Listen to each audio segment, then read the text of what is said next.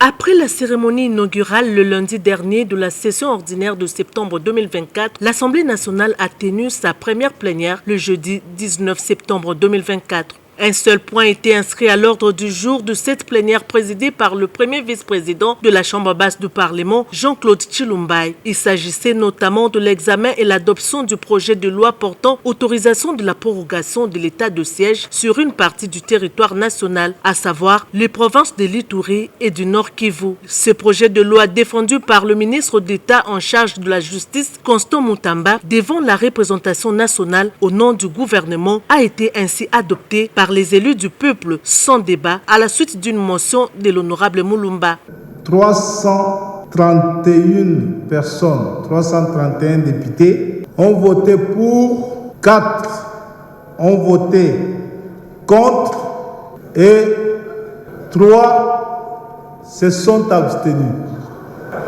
Au regard de ce qui précède, le projet de loi portant prorogation de l'état de siège dans certaines provinces du territoire national est adopté.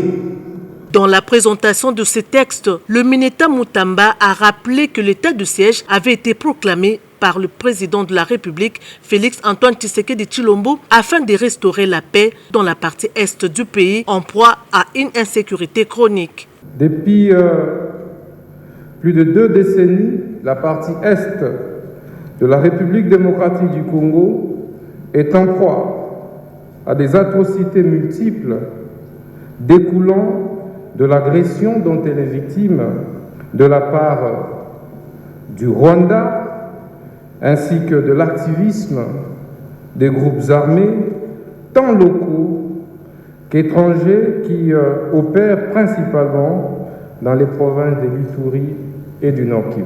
Ici est de rappeler que la prorogation de ces régimes d'exception est d'une durée de 15 jours, conformément à l'article 144, alinéa 5 de la Constitution de la République.